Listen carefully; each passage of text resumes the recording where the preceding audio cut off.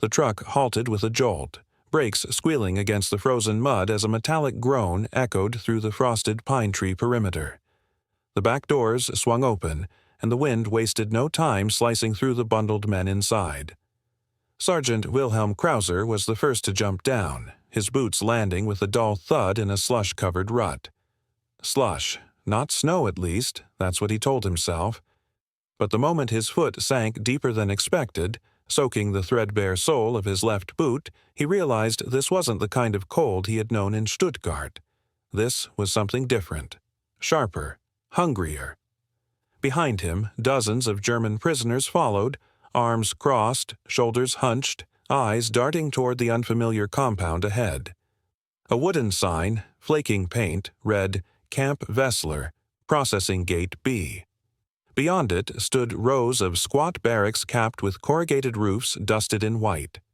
A few guards in olive-drab uniforms leaned on rifles near the gate, their breath visible, their laughter louder than the wind. One prisoner, a lanky man from the Black Forest, scoffed, "Frozen rain. This country even stages its weather." The comment drew chuckles from his comrades but passed unnoticed by the American guards, who mistook the German for gratitude. A Red Cross translator, young, clean-faced, and trying too hard to smile, approached the line of prisoners and announced in broken German, "Welcome to Camp Vessler. You'll be shown to barracks now."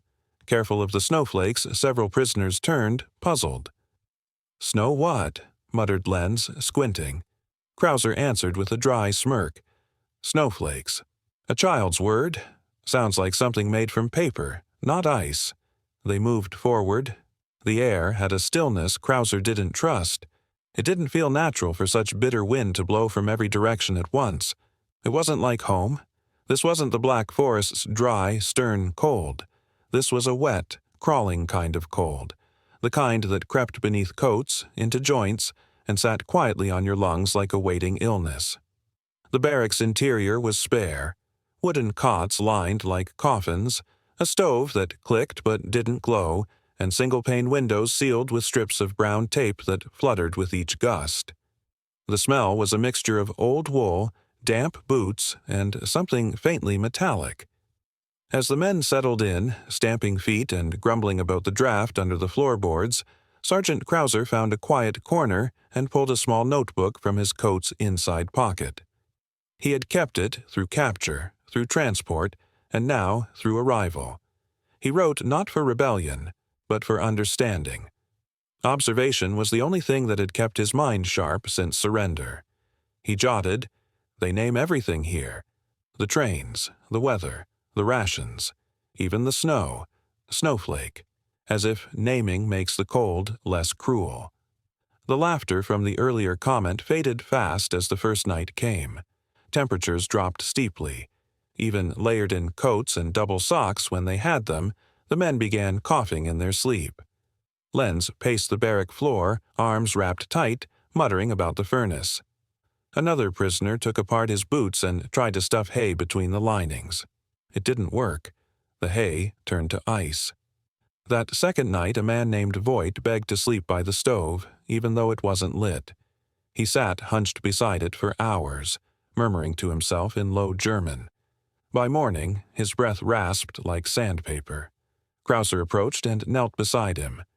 "You need hot water." Voigt chuckled hoarsely. "I need Stuttgart."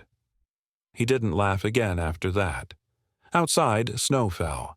Light at first, then thicker, heavier. The wind sharpened into whispers. It sounded like names being called, though no one ever answered. Later that day, as Krauser stood by the window watching the snow swirl in hypnotic spirals, the Red Cross translator passed by again outside, joking with one of the guards. "I've never seen snowflakes this pretty," the boy said in English, tossing a handful into the air. "Almost magical." The prisoners watched him like he had gone mad. "That boy has never known real cold," Lenz muttered, arms crossed, eyes hollow. Krauser scribbled again in his notebook. His hands shook from the chill, and his ink dragged thin across the page. "They say snowflake like it's a gift. But here it is, more like falling ash. It covers us in quiet, waits on rooftops, listens, and each night it presses deeper. 3 days in, the mood had shifted entirely. The men no longer joked. They spoke only when necessary. Their faces thinned, their shoulders dropped. Even the guards, who once sneered and made jokes about tough German soldiers being afraid of weather, now stood with tighter postures and shorter shifts. On the 4th night, Krauser woke to a soft cry. A young man from Bremen, Schuller, was shaking in his cot, lips blue, breath shallow. The stove had given up again. The thermometer pinned near the barracks door read 5 degrees Fahrenheit. Krauser grabbed the threadbare blanket from his own bed and wrapped it around the boy, kneeling beside him like a father with a sick son. "Hold on," he whispered. "Hold on. You're not alone." But in the boy's eyes, Krauser saw something else. Not fear, not pain. Something emptier. The next morning, Schuller could no longer stand. When the guards came through for roll call, they counted him anyway. Later that afternoon, as more flakes fell, drifting in slow spirals past the warped glass of the barrack window, Krauser opened his notebook once more. His handwriting had stiffened, fingers numbed, but he pressed on. "They have a word for everything," he wrote. "I hope they have one for what this cold is doing to our bones." A loud hiss snapped through the boiler room like a serpent gasping its last breath. Private Lenz jerked upright from where he'd been crouching behind the pressure valve. His gloved fingers, already numb, fumbled against the cold metal handle as steam burst from a joint seam above his head. The blast fogged his glasses and sent a boiling wetness crawling into his collar. He didn't scream, he just backed away, teeth clenched, hand to his neck, eyes stinging with more than just heat. "Again," he muttered under his breath, panting. "Again, with this noise." The boiler, an old battered American coal-fed unit tucked inside the utility building, groaned like it resented its own existence. It had failed once more, same as the night before, same as the morning before that. This time, though, the temperature outside had dropped below -10, and the wind outside clawed at the thin walls like a starving wolf. If the furnace didn't light, one of the barracks could freeze by dawn. Lenz ripped off his gloves and held his hands over the trembling control panel. The gauge needle was vibrating, not in warning but confusion. Pressure levels were erratic, jumping and stalling as if even the dial didn't trust the boiler's logic. "I told you it's the intake valve," he muttered to the metal, half speaking, half praying. "But nobody listens to a prisoner with a wrench." He turned sharply at the sound of approaching boots. Corporal Danny Rourke stepped into the room, bringing with him a gust of snow and the smell of burnt coffee. His cheeks were red from the wind, but his uniform was warm, lined and clean. In his hand was a packet of folded papers. The manual, Rourke tossed it onto a nearby crate without looking. "It's all there," he said flatly. "Try following it this time." Lenz didn't move. The manual's pages were oil-stained, filled with half-legible English scribbles over outdated schematics and measurements that didn't match anything on the real furnace. He'd already read it cover to cover, 3 times. Nothing in it explained the strange rattling, the inconsistent airflow, or the fact that the heat sometimes worked when no one touched anything. "It's not the diagram," Lenz said, his voice dry. "It's the machine. Something's wrong inside." Deep inside, Rourke snorted and turned to leave. "Then fix it. Or freeze." The door slammed behind him. Lenz stood in silence, the boiler still wheezing, mocking. He sat on the floor, back against the wall, and opened the access panel once more. Hours passed. He skipped breakfast. The guards would assume he was trying to sabotage the system, again. But he wasn't. He simply couldn't let another night pass with no heat. By late afternoon, one of the barracks, Barracks 4, had burned part of a wooden bench to keep warm. A guard dragged the ashes away before the Red Cross could see. Lenz heard about it through whispers. That same night, a man collapsed during roll call from exposure. Still, the official records would say, "All units accounted for." By day 6, Lenz had memorized every groan of the machine, Every hiss, every misleading flicker of warmth. He had developed a ritual: tap the valve twice, turn the pressure wheel a quarter clockwise, wait 5 seconds, and listen. It was absurd, but so was freezing to death. And then he saw it. A sliver of copper behind the fuel valve, a discoloration, subtle but wrong. The fitting was backward. Someone had replaced it before the camp reopened for winter, but the thread was reversed. It wasn't feeding fuel properly. It wasn't his fault. It had never been his fault. Hands trembling, he fetched a wrench. He turned slowly, testing each thread until the valve clicked into proper alignment. When he opened the flow, the pipes didn't hiss. They roared. The flame inside the burner glowed brighter than he had ever seen it. The radiators groaned alive.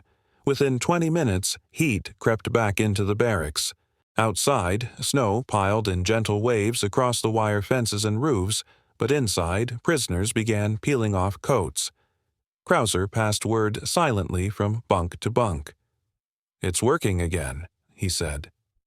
Lenz didn't speak. He just stood by the boiler, sweat on his forehead, staring at the flame through the inspection glass like it might vanish. The next day, a clipboard passed between officers. "Prisoner discipline has improved," it read. "Decreased complaints. Increased morale." No mention of Lenz. No correction of blame. No apology for 6 nights of cold. He returned to the boiler room anyway, because if it failed again, no one else would fix it. The machine failed because no one believed it could be the machine's fault. The snow had fallen overnight in strange, weightless silence, coating every surface in a thick, blinding white. But it was the morning stillness that truly unsettled Sergeant Wilhelm Krauser. As he stepped out of the barracks, he was met by a wall of muffled sound. No boots shuffling through snow, no banter between the guards, no clatter of tin mugs or boots on wooden steps. Just cold, perfect quiet. He scanned the yard. The snow lay undisturbed across the main grounds, apart from a narrow trench carved by footsteps from the latrine to the mess hall. The path was lined with slush and ice, a treacherous mix that had become the POW's morning gauntlet. Roll call had not yet begun, but already a dozen prisoners stood stiffly in formation, boots buried ankle-deep in snow, shoulders hunched against the biting air. Krauser joined them, his gloved hands tucked beneath his armpits.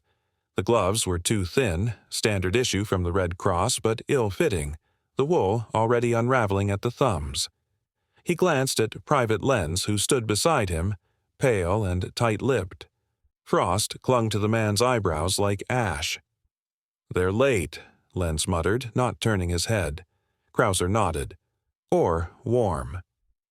Eventually, Captain Mallon emerged from the guard post, clipboard in hand, face red from the warmth of the mess and not the wind.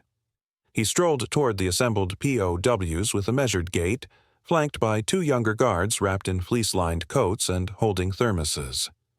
Mallon's voice cut the air with practiced ease. "Head count, gentlemen. Let's not dawdle."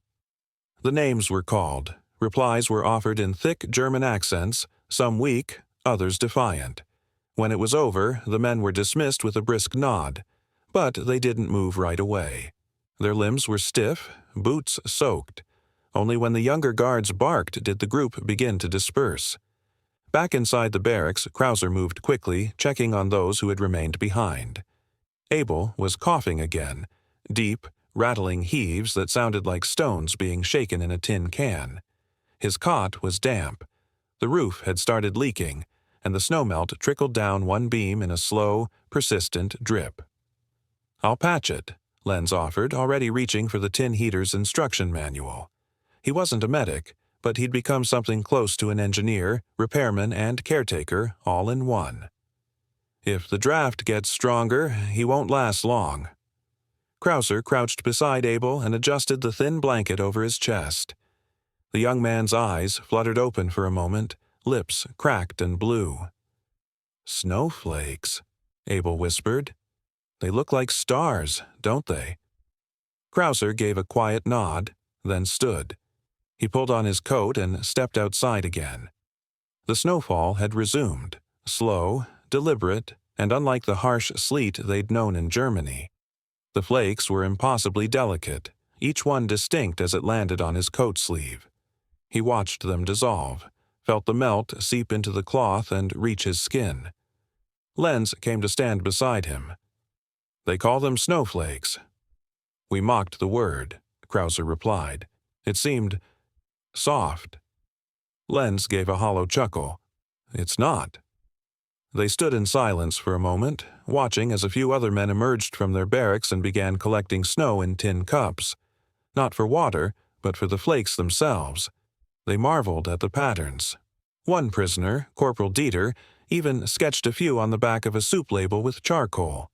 The mood was quiet, reverent. "They're not mocking anymore," Krauser said. "No," Lenz replied. "Now they're just cold." That night, the frost settled deeper. The wind picked up, shaking the barracks' flimsy walls with each gust. They had tried to seal the window cracks with strips of wool and pages from old Red Cross newsletters, but it did little. Most of the men huddled in pairs or small groups, sharing what little warmth they had. Abel's coughing worsened. By morning, his cot was still. His breath had stopped sometime before dawn. Krauser stood over the body, lips pressed in a hard line. No one spoke. When the guards entered for morning count, they skipped over the cot as though it were empty by design. Malin didn't look twice. He merely marked the sheet, then turned away. Later, in the guard post, Krauser overheard Malin dictating his daily report to the typist. Morale remains stable. Prisoners compliant. No incidents. The words echoed in Krauser's head like cold iron. No incidents. He stepped back outside. The snow was falling again, heavier now, but no less silent. Lenz joined him once more, rubbing his hands together for warmth. "They'll never write it down, will they?" "No," Krauser said, "but I will." He pulled his notebook from inside his coat and turned to a fresh page. His pencil trembled in his gloved fingers as he wrote, "They call them snowflakes. Light as whispers, but they carry the weight of things no report will name." Snow hammered the barracks roof like it meant to tear it off. Wind clawed through the cracks in the walls, rattling every loose board and warping the air with an eerie howl that turned sleep into a farce. Inside the wooden walls of Block C, breath misted in the dark, drifting like ghosts above the 39 men huddled on their bunks. At exactly 12:17 a.m., the last overhead bulb flickered out with a soft pop, leaving them in blackness. Sergeant Wilhelm Krauser was already awake. He hadn't truly slept in days, just shallow naps interrupted by coughs, creaks, and the gnawing worry that one of his men wouldn't make it through the night. He sat upright on the lower bunk, back against the splintered wall, coat pulled tight around him. When the lights died, he didn't flinch. He simply whispered, "It's here." From outside came a strange shriek, the sound of a spotlight motor winding down, followed by distant shouting from the guard tower. Boots crunched hastily across the snowy ground. Then the metallic clang of the main gate slamming shut echoed across the compound. Somewhere further off, the alarm system clicked on, but instead of blaring, it spat out a pathetic wheeze, like a toy choking on its own breath. Then, silence. "Standby protocol," someone muttered. "No," Krauser said. "Blizzard protocol." A second later, the barracks door groaned.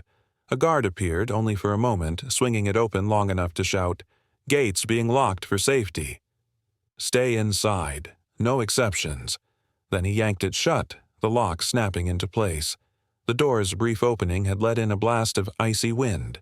It felt like knives to the face.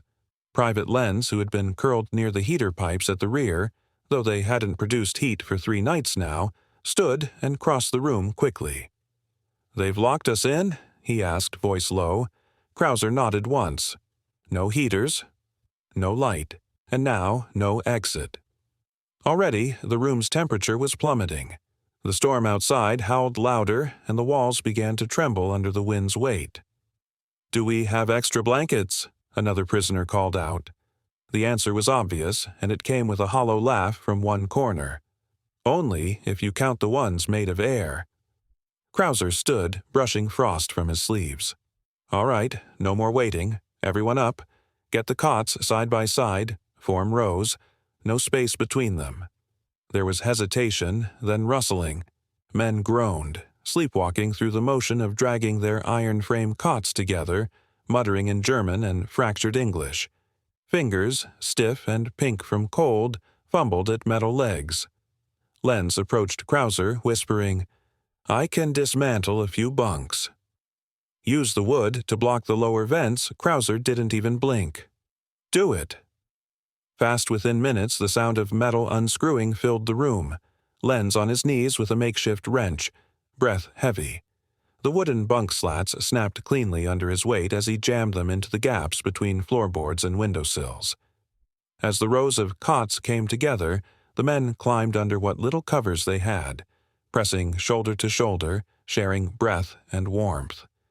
A few grumbled, embarrassed to be so close, but no one resisted. Survival was a stronger force than pride. Krauser moved among them, his breath ragged, checking the most vulnerable, older soldiers with coughs that never stopped, young conscripts from Munich who'd never seen real snow until they arrived here. He wrapped one man's feet in a torn shirt and rubbed another's fingers to stop them from turning pale. Suddenly, a loud creak startled them. The door to the supply room, locked for weeks, opened slowly. In the dim light of the snow filtering through the window cracks, a figure slipped in.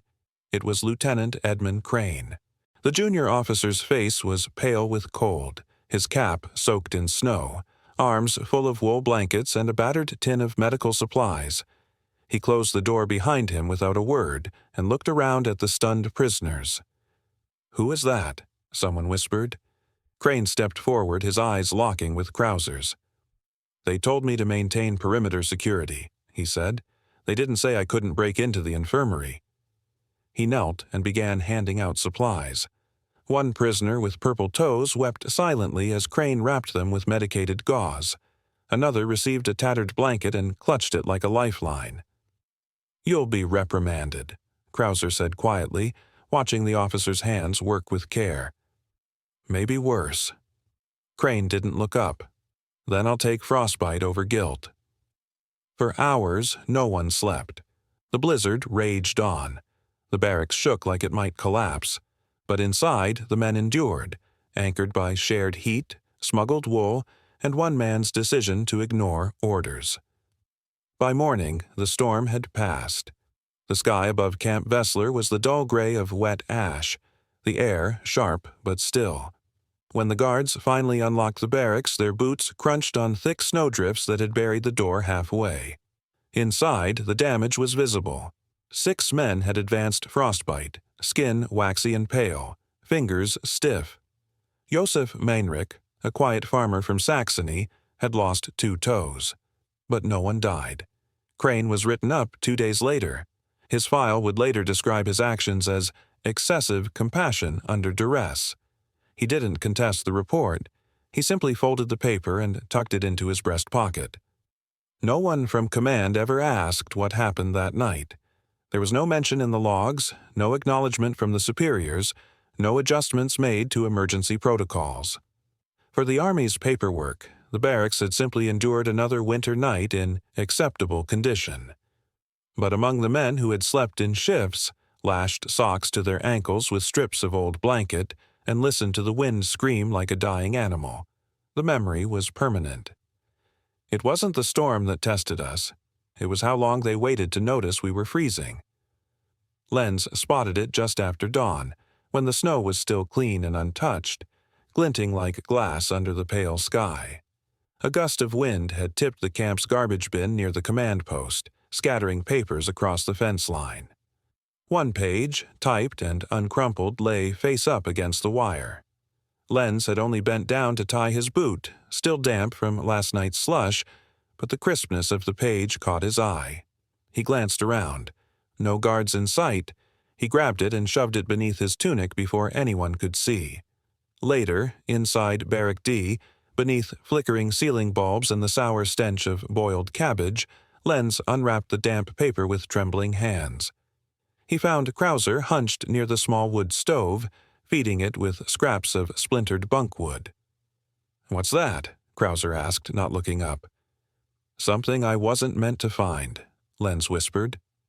Krauser wiped his hands on his threadbare sleeves and took the page. His eyes scanned the letter slowly, each line tightening the corners of his mouth. The letter was addressed from Camp Vessler's command to a regional Army administration office. It read, "No evidence of abuse or winter neglect. Prisoner morale and hygiene stable. Camp in excellent standing.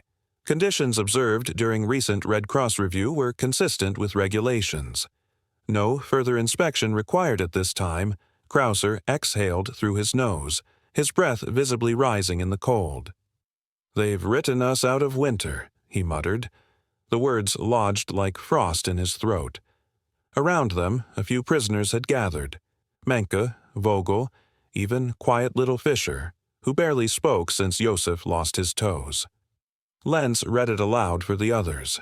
His voice wavered once, then steadied. When he finished, there was no sound but the soft hiss of steam from the kettle beside the stove. "No neglect," Menke repeated bitterly, pulling his coat tighter over his missing button. "So, I suppose frostbite is considered discipline now." Vogel spat into a dented tin cup. "We're not men to them. We're statistics, ghosts with schedules." Someone near the rear, perhaps Miller, mumbled, "So we were snowflakes on paper, vanishing as soon as we fell." Krauser closed his eyes briefly, letting the weight of the phrase settle in. Then he stood, rubbing his tired eyes with one hand and gripping the letter in the other. "We can't let this be the only truth left behind," he said. "Not this." Lenz paced near the stove. "Let me show it to the inspector." "He needs to see what they're really saying behind the scenes." Krauser's voice cut sharp. "And then what?" "They'll say we stole from command. You'll be labeled a thief. Saboteur, maybe. They won't care how you found it. Only that you did. But if we don't—" "We fight differently," Krauser interrupted. "Not with confrontation. With memory." He turned to the far wall, where a loose floorboard beneath the bunk had served as hiding place for cigarettes, chess pieces carved from soap, and now something more. Krauser knelt, pried it open, and pulled out a narrow, folded sheaf of lined pages. His own report, written in German, in careful script, detailed logs of nights without heat, names of men who fell ill, sketches of the broken boiler and roll call rosters marked with frostbite cases. His hands shook only once as he added a fresh page, a translation of the letter Lenz had found. He folded it in with the rest and slid the bundle back beneath the board. "If we don't live to speak it," he said, "then the floor will." Outside, the snow had begun to fall again, light, slow, almost delicate. A cruel contrast to what the men remembered from the storm. Lenz stood silently, staring at the frost collecting on the window edge. "They'll bury it," Lenz said after a while. "The truth. Just like they buried Abel. Just like Josef's name vanished from the list." Krauser nodded solemnly. "But not forever." Lenz turned to him, brow furrowed. "You think someone will find it?" "I think someone must." The stove crackled weakly. The barrack light buzzed once, then steadied.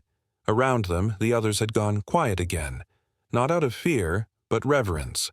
Not mourning, but something colder. Acceptance. Defiance. Krauser looked down at his hands. Ink-stained. Chapped. "Sometimes," he said quietly, "history writes in warm ink and buries the cold truth beneath it." The photo wasn't supposed to matter. It was wedged between declassified personnel files, a faded 4x6 print curling at the edges, the emulsion yellowed with age. Caleb Doran paused mid-scan, fingers hovering over the dusty file drawer in the military archives basement. The label stamped below the photo in smudged ink read, "Camp Vessler, January." 1945. He blinked, leaned in. 20 men stood in the snow, shoulder to shoulder, their postures stiff but defiant. German POWs, clearly.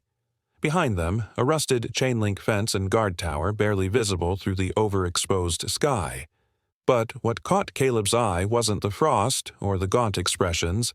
It was the man in the second row, half-turned, holding something wrinkled in his hand. A paper, not an official form, but something hastily folded. A note? A letter? He flipped the photograph over.